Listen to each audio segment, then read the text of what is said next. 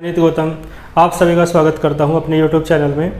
तो 10th class में आपका चैप्टर चल रहा है फिजिक्स में लाइट रिफ्लेक्शन एंड रिफ्रैक्शन। उसके अंतर्गत हम कुछ डेरिवेशन कर रहे थे। आइए आज एक डेरिवेशन तो इसका सिलेबस में नहीं है, लेकिन इसका फॉर्मूला हमें थोड़ा करना है, समझना है। तो हेडिंग डालें मिरर फॉर्मूला। ठीक है, मिरर फॉर्मूला। बात क्लियर है? आप जो मिरर पढ़ते हैं, कॉनकेव मिरर, कॉन्वेक्स मिरर, उनका फॉर्मूला होता है ना। तो कौन सा फॉर्मूला है? तो पहले देख लेते हैं for concave mirror. Concave mirror के लिए फॉर्मूला क्या होता है, इसे समझ लेते हैं। तो सबसे पहले डायग्राम बनाना है। ठीक है, कॉनकेव मिरर आपको पता है, कॉनकेव माने दबा हुआ, यानी इसकी जो दबा हुआ साइड है, दबा हुआ सरफेस है, वो कैसा होता है? कैसा होता है? रिफ्लेक्टिंग होता है। बात समझ में आ रही है? इसकी जो दबी हुई साइड है वो कैसी होती है? रिफ्लेक्टिंग होती है। और बीच में एक लाइन जाती है जिसे आप कहते हैं प्रिंसिपल एक्सिस, और एक पॉइंट होता है यहाँ पर जिसे आप क्या कहते हैं? पोल कहते हैं। बात समझ में आ रही है आपको? तो ये लाइन बिल्कुल है ना सीधी होनी चाहिए, इसे आप पोल कहते हैं, बीच वाले पॉइंट को। ठीक है, तो आप बिल्कुल स्केल से अच्छे से ड्रॉ करेंगे। तो ये लाइन क्या कहलाती है? Principal axis. ये बीच वाला पॉइंट क्या कहलाता है?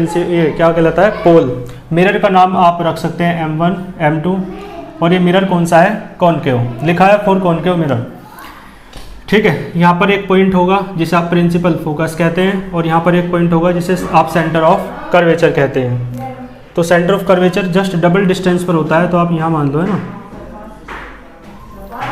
ठीक है, तो ये फोकस है, ये सेंटर ऑफ कर्वेचर है, और एक ऑब्जेक्ट रखनी है कल की तरह ही। डायग्राम जो कल बनाया था वही वाला बनाना है। वीडियो बीच में रुक गई थी तो मैंने बना दिया है, पढ़ा दिया है, दोबारा देख लीजिए। तो मैं बात कर रहा था, देखो कॉनकेव मिरर के लिए बात कर रहे हैं। तो ये कॉनकेव मिरर है, M1P M2 इसका नाम रखा है, और एक ऑब्जेक्ट रखी है सामने, कहाँ पे? इन्फिनिटी और सेंटर ऑफ कर्वेचर के बीच में। तो ऑब्जेक्ट का नाम O' है। आपको पता है एक लाइट रे जो पैरेलल चलेगी वो मिरर से रिफ्लेक्शन के बाद कहाँ से होकर जाएगी? प्रिंसिपल फोकस से होकर जाएगी। बात समझ में आ रही है? और दूसरी लाइट रे सेंटर ऑफ कर्वेचर से पास होकर जाती है, और कॉनकेव मिरर से रिफ्लेक्शन के बाद वापस उसी पाथ से लौट जाती है। तो जहाँ पर ये दोनों लाइट रे एक दूसरे को इंटरसेक्ट करती हैं, वहाँ पर क्या बन जाती है? इमेज II' बन जाती है। क्लियर है? और ऑब्जेक्ट की जो डिस्टेंस है पोल से, उसे स्मॉल u से डिनोट करते हैं, और इस साइड होने के कारण माइनस ये लिखा हुआ है। तो ये ऑब्जेक्ट की डिस्टेंस है, और जो इमेज की डिस्टेंस है उसे v से डिनोट करते हैं, तो वो माइनस हो जाएगी इधर होने के कारण, तो माइनस स्मॉल v। और आप जानते हैं प्रिंसिपल फोकस और पोल के बीच की जो डिस्टेंस है उसे फोकल लेंथ कहते हैं। माइनस की इस कारण है क्योंकि इस साइड है। तो डायग्राम तो आपको समझ में आ रहा है। लीनियर मैग्निफिकेशन में भी आपका यही डायग्राम था।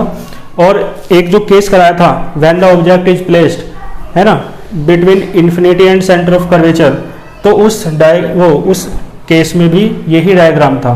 तो डायग्राम में कोई दिक्कत आपको नहीं होगी। लैंग्वेज भी आप लगभग जानते ही होंगे अब, है ना, बहुत बार कई बार आ चुका है, लेकिन फिर भी मैं एक बार बोल देता हूँ। यही कहना है कि let us consider a concave mirror M1P M2।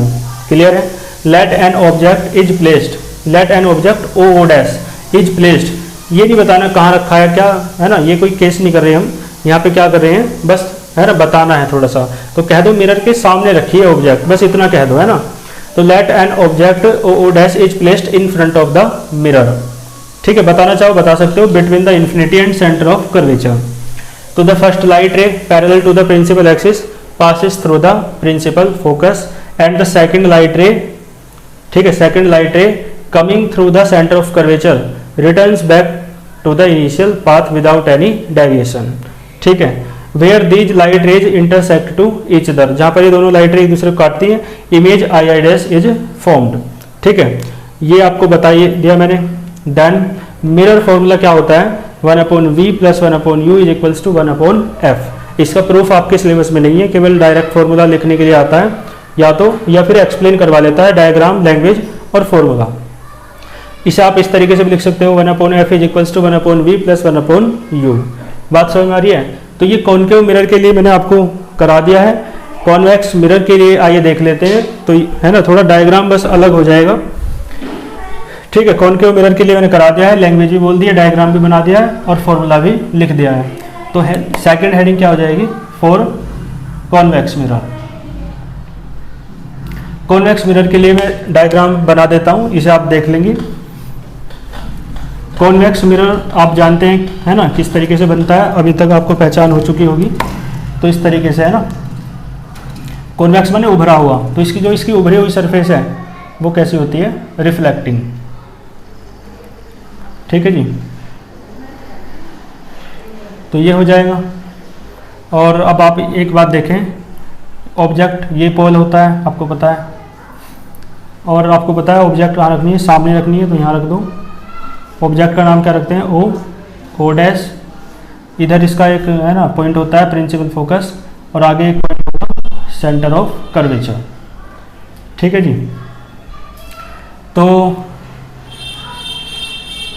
अब आप देखें लाइट रे चलेगी पैरेलल, और मैंने बताया था पहले यहाँ मिला देते हैं ना, तो पहले इन्हें मिला दो रोटेट करके, और फिर इसी की सीध में आगे बढ़ा दो। ठीक है, इसी की सीध में आगे बढ़ा दो इस तरीके से।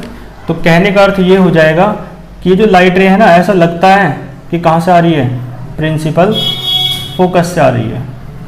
देख लो, ऐसा लग रहा है कि कहाँ से आ रही है, प्रिंसिपल फोकस से।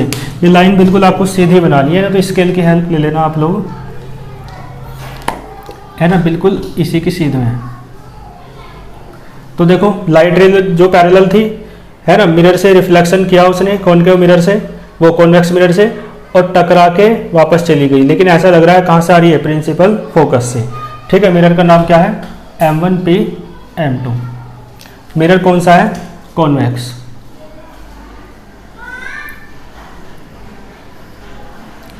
बात समझ में आ रही है। तो आपको पता है दूसरी लाइट रे कहाँ से होकर जाती है, सेंटर ऑफ कर्वेचर से।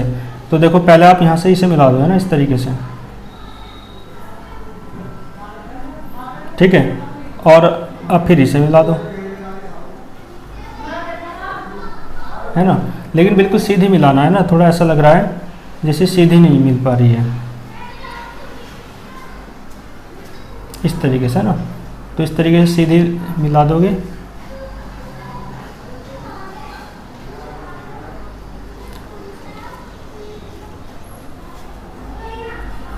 ठीक है, इस तरीके से।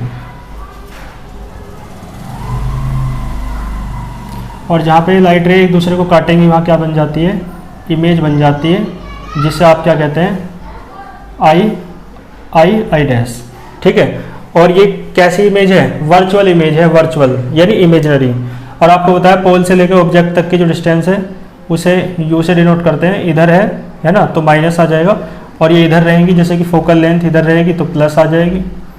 ठीक है, और इमेज की जो डिस्टेंस है वो भी इधर है v, तो ये भी प्लस रहेगी।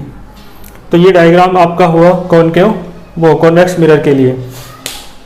बाकी मिरर देखो लैंग्वेज इसकी मैंने लिखवा रखी है, वही लैंग्वेज हो जाएगी जो एक केस है ना, उसी में जो है वही लैंग्वेज हो जाएगी। तो फॉर कॉन्वेक्स मिरर, ठीक है, तो इसकी लैंग्वेज आप वहाँ से लिख लेना बिल्कुल सेम, और इसका जो मिरर फॉर्मूला है वो भी बिल्कुल सेम हो जाएगा, कोई भी अलग बात इसमें नहीं रहेगी। तो मिरर फॉर्मूला दोनों के लिए सेम रहता है, किस किस के लिए, कॉन्वेक्स मिरर के लिए भी और कॉनकेव मिरर के लिए भी, लेकिन इसकी लैंग्वेज है ना दोनों की अलग अलग हो जाएगी, दोनों के डायग्राम अलग हैं, है ना, बाकी फॉर्मूला क्या रहेगा, सेम। ठीक है, तो लैंग्वेज में एक बार बोल देता हूँ, चलो। तो आप लिखेंगे let us consider a convex mirror M1P M2 let an object O dash is placed in front of the convex mirror with the first light ray parallel to the principal axis appear to come, appears ऐसा लग रहा है कहाँ से आ रही है, principal focus से, तो appears to come from the principal focus after the reflection from convex mirror। मेहनत कर रहे होंगे तो समझ में आ रहा होगा, साथ साथ पिछला पढ़ते चलोगे तभी आगे का समझ में आएगा, ये शर्त है। देखो the second light ray coming towards the centre of curvature, ठीक है, returns back to the initial path without वो, है ना, इनिशियल पाथ पे लौट जाती है, returns back to the initial path after the reflection के बाद फ्रॉम कॉन्वेक्स मिरर। ठीक है, तो जहां पर ये लाइट रे मिलती हुई प्रतीत होती है वहां पर क्या बन जाती है, इमेज बन जाती है। तो where these light rays appear to meet या appear to intersect image I dash is formed. Clear है। तो इसका डायग्राम, इसकी लैंग्वेज और फिर ये फॉर्मूला कहाँ से आया, इसका डेरिवेशन आपके सिलेबस में नहीं है, ठीक है, तो 12th क्लास में है इसका, तो तब पढ़ लेंगे, है ना। तो इसे बहुत अच्छे से कर लेना। मैंने मिरर फॉर्मूला आपको कॉन्वेक्स के लिए भी, कॉनकेव के लिए भी करा दिया है। बाकी कुछ टॉपिक मैं अलग करा रहा हूँ तो उनके नोट्स आपको मिल नहीं पाते, है ना, तो आप वीडियो की हेल्प से ही कर लिया करो, ठीक है, यानी जो पहले नहीं कराए तो इस तरीके से, है ना। तो वीडियो में बता ही रहा हूँ किस तरीके से बोलना है, मतलब लिखनी है सारी लैंग्वेज, साथ साथ अच्छे से बुक से भी पढ़ते रहा करो और तैयार करते चलो टॉपिक, फिर टाइम नहीं मिलता, ठीक है। मिलते हैं नेक्स्ट वीडियो में, ऑल द वेरी बेस्ट।